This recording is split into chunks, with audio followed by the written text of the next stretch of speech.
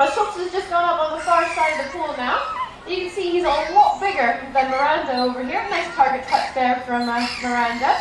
Sofus doing a good job too. As actually Miranda was touching the target there, you might notice that she's got these very long whiskers. These are very helpful when they're searching for their food underwater. They can actually feel around to find their food. And trying to get a nice hold pose there again from Miranda. Getting her to lay down. And it gives the keeper a chance to look all the way down the top of the sea lion. Over across the pool we have an open mouth, but we're trying to get a barking call there from Sofus. There we go, now we got it. Just make sure you've got a nice healthy voice on him all the time. You quite often do hear them roaring throughout the day. And probably one of the reasons why they got the name the sea lion is because of this roaring call that they do make. So you might hear the sea lion roaring in the pool later on today. They also make a barking sound as well, so you might hear that too. Again, we're going to try and keep Sofus going back over to the other side of the pool.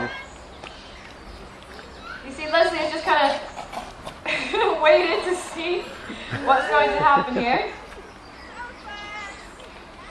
Going to keep trying to call Sofus to the other side. The training, of course, is completely voluntary on the behalf of the sea lions. We don't force them to do it if they don't want to. We do try our best to encourage the training with them. So hopefully Sofus will go back to the other side. Something else you may have seen, there we go, Brandon's just done it again. She did an open mouth cue, so the keeper had a chance to look inside her mouth. You have to make sure that nice healthy teeth and gums. Another thing she does quite often do, even when she's not as she likes to show off those front flippers. And the main reason for us showing you those flippers is to show that she is a sea lion and not a seal. A seal has very short front flippers and very short back flippers as well, so that's one of the ways you can tell the difference between a seal and a sea lion. Another way you can tell, Miranda's posing here quite nicely, these little ear flaps on the side of her head. Seals only have ear holes. That's the way you can tell, another way you can tell the difference between a seal and a sea lion. Now what Leslie is doing now, she's waiting for Sofus to leave so she can go back to do the training with Miranda. Whenever they're doing a behaviour that we don't want to see, we don't punish them in any way, we simply ignore the behaviour that we're not looking for and be nice and patient and wait for the one that we are looking for. As just a health and safety precaution for everyone around the enclosure at the moment, that is an electric fence all along the top, so please make sure that no children are dangling over the wall there. That's just to make sure we don't get any electrocutions today. Just make sure you're very careful of the electric fencing around the enclosure. We've got Sofus back up on the other side training again. There we go, Mona is just in the pool at the moment. At this time of year, these are breeding season for the Patagonian sea lions, and that's probably why they're not showing as much interest in the training session and much more interest in each other at the moment. It's also the breeding season for our seagulls that you can see around. They're actually raising chicks at the moment, and that's why they're so cheeky and trying to steal the food from our sea lions here. Do be careful of them, they will try to steal your food as well. And as you can see, they're not scared of a sea lion, which could eat them, potentially. So they're not going to be scared of you, so just make sure that you try not to feed these guys. We don't want to encourage them stealing the food from our animals here in the zoo. Obviously we want all the food that we give to our animals to go to the animals, and not the freeloaders that pop by to try and get an easy meal from our animals here in the zoo. So do be careful of them.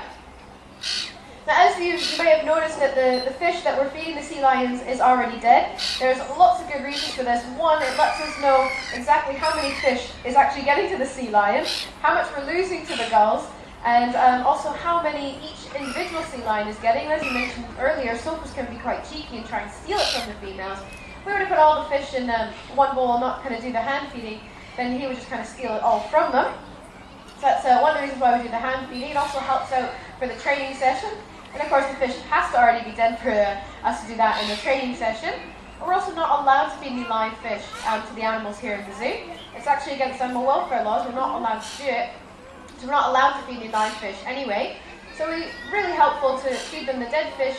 It helps out in training, it helps us to monitor how much they're eating as well. So, and they don't mind, they really do enjoy the training sessions and the company of the keepers. They are quite social animals and enjoy the company of the keepers. So training sessions do go over quite well for the majority of the year.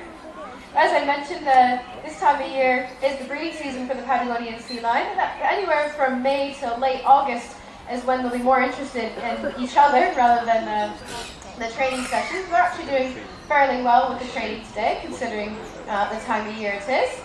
Later on, you might see Sofus, our big male, spending lots of time with the females, and that's just to make sure that they are his. He's guarding his females. He doesn't have any competition here in the zoo, of course. There's no other male for him to worry about.